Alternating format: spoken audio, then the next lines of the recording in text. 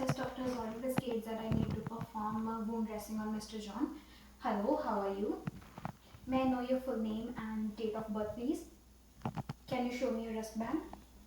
It perfectly matches with what the order states.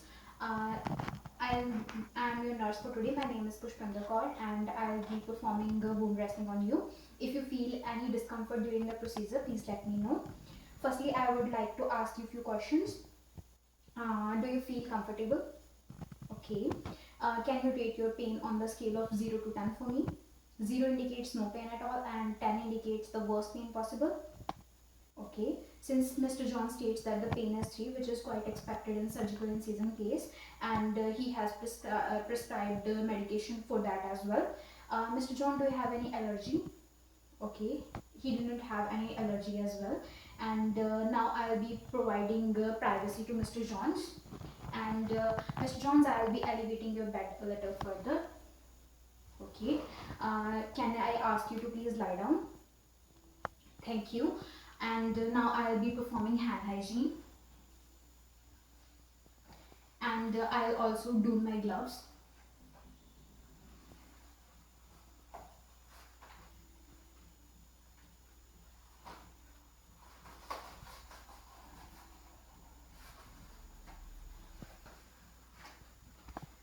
Perfect. Now I'll be opening the old dressing or soil dressing. The soil dressing has pink discharge on it, which indicates that it is carcinogenous in nature, and I'll be keeping this pad aside for future use. And now I'll be assessing the wound. And while looking at the wound, I can say its location is on upper quadrant of the abdomen and it's near umbilicus. Now I'll be measuring its length and diameter.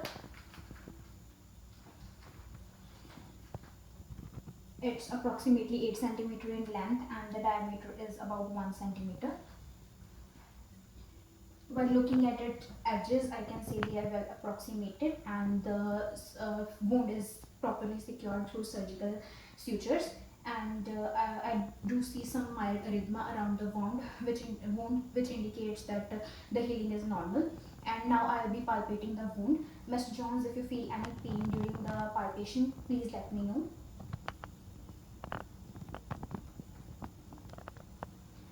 Mr. John do not state any pain, which means there is no indication of tenderness, and I do not also feel any edema over the wound. And now I'll be discarding my gloves and doing hand hygiene and doing the new gloves. I would not be doing that because I do not have second pair of gloves. And after that, I'll be opening my wound dressing kit. We'll do it using the edges so that we can maintain the sterility.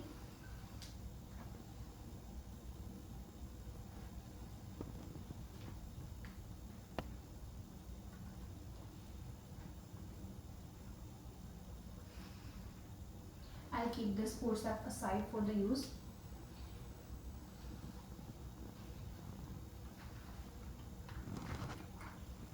I'll open the dressing kit.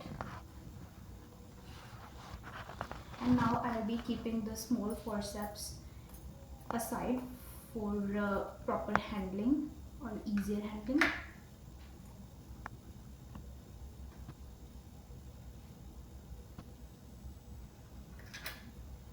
I'll keeping this forceps on half sterile and half clean area, and I'll be pouring the solution in the tray. Firstly, using the small gauzes, which I'll dip in the water, and I'll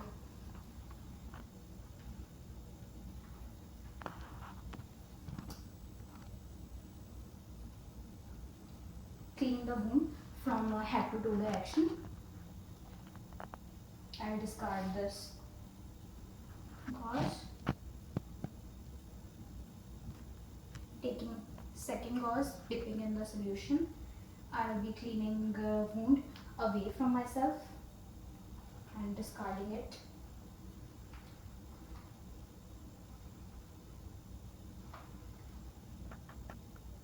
Taking the third, while dipping it in the solution, I'll be cleaning the wound near my side. I'll discard it.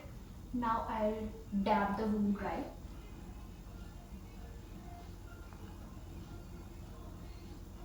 I'll discard this as well. Now using the bigger gauze, I'll be covering the wound.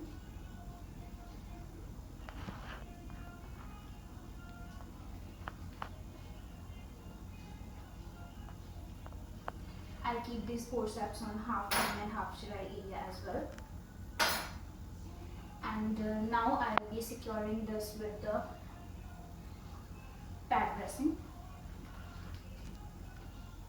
I'll use the microfold tape to secure it further.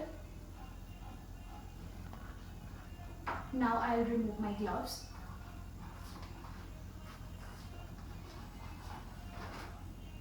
And I'll perform hand hygiene. I'll mark the date and time over it and sign it for future referencing. And Mr. Johns, are you feeling comfortable? Okay, now I'll lower your bed. Good. Now I'll be documenting the whole procedure, and that's all for the procedure.